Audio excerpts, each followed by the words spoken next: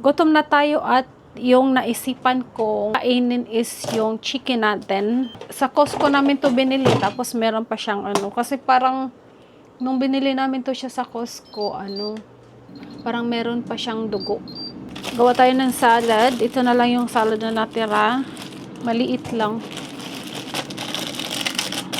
Sweet peppers. Masarap itong sweet peppers. Ewan ko pa gusto to na mister.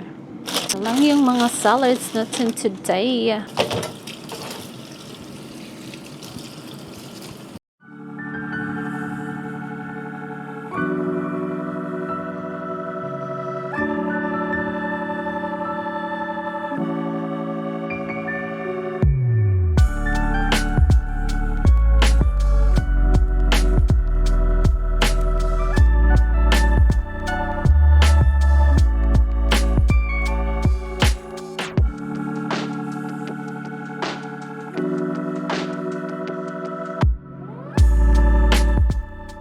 So, ito na yung natin, salad. Lagyan natin ng ranch. Gusto kaya ito ni Mister yung salad natin? Ano siya? Lettuce at saka tomato and bell pepper. Yan lang. Siguro magustuhan niya to. But we'll see. Then, yung chicken natin ay ayan. Baliktarin natin sa kabilang side kasi to? May balat. Yung skin, masarap yung skin pag naka-burn.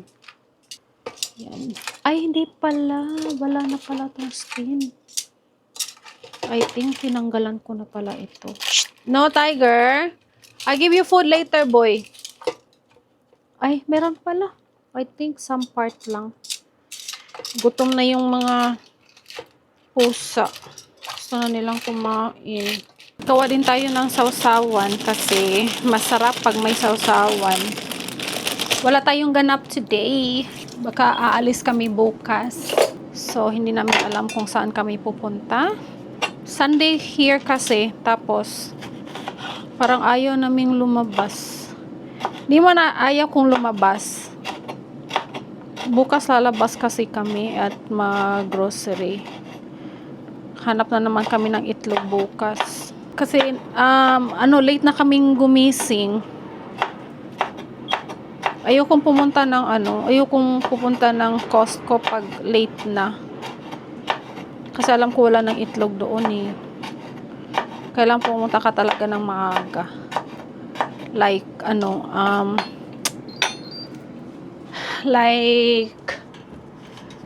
pag open nila ng 10, nabusan na tayo meron tayong itlog pero hindi na umabot ng 2 dozen. Siguro nasa mga 16 pieces na lang yata. So, hindi ko alam kung meron silang bukas. Itlog. Tsaka hindi na natin alam kung magkano yung itlog na ngayon. Kasi last time yung 2 dozen is $8. Hopefully, hindi mo na siya magmahal. Alam nyo naman, pag ganyan, mamahal na yung bilihin. So, ito yung sausawan natin, no? Pakita ko sa inyo later. Gutom na si Mister. Sabi niya, gutom na raw siya. Kasi alas 4 na yata dito ng tanghali. Yan, malapit na tayong makakain. May chika pala ako sa inyo mga labidabs. Tapos na yung tapos na yung dumating na raw yung bridge ko. So, pupunta tayo dun sa dentist. Mahirap pag kasi temporary bridge lang yung magamit natin. Kasi meron na siyang may butas siya sa gitna. Si Mr. matakaw yung sa rice. Pero sabi ko sa kanya, hindi ka na kakain ng maraming rice kasi mahirap magka-diabetic. Di ko alam pag masarap ba tong salad natin, pag magustuhan ba to ni Mr. Kasi hindi siya kumakain ng sweet bell pepper. So, dati pala ayaw diyang kumain. Ito yung chicken natin, Yan. Sarap na to. Yan yung ulam natin, oh.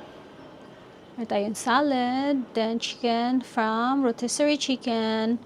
Sausawan. Yan lang. Busog na naman yung tiyan natin. Meron pa tayong coffee na hindi na inom. Masarap yung chicken kasi nilagay ko sa air fryer. Tsaka na siya,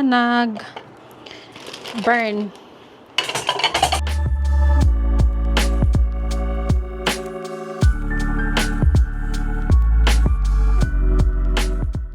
Meron lang tayong i-edit ng konti. Ay, kasi malapit na naman itong matapos yung i-edit natin. Excited na ako mga Labidabs na malapit na tayong mag 1K subscribers. Sana darating din tayo dyan. Malapit na tayong mag 1K. Ay, thank you pala sa inyo sa pagpanood ng videos ko.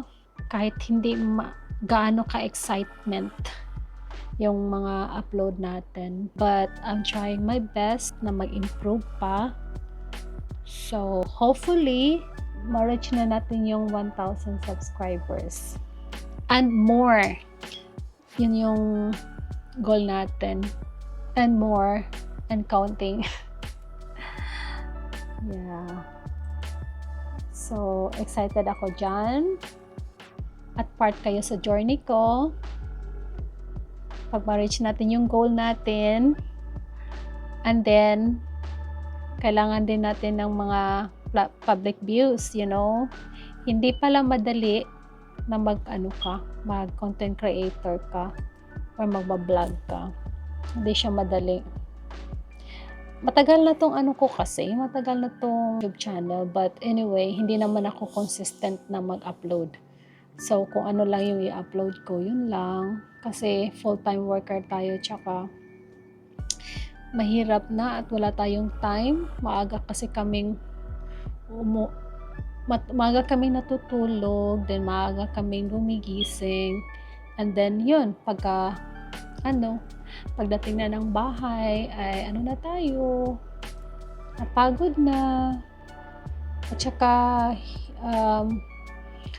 wala kaming masyadong mapuntahan for this time kasi taglamig pa dito sa California. So, balak naming magbakasyon ulit sa Pilipinas. So, di pa namin alam kung kailan. Sana makabakasyon naman ulit sa Pilipinas. Yang mahal na kasi ng ticket ngayon, mga Labidabs. Mahal ng ticket sa pauwi natin sa Pilipinas. Mahal ang ticket. Yeah, so hopefully makauwi kami this year. So, plano pa lang namin ni Mr. yan. Mag-edit muna tayo ng konti para meron tayong ma-upload.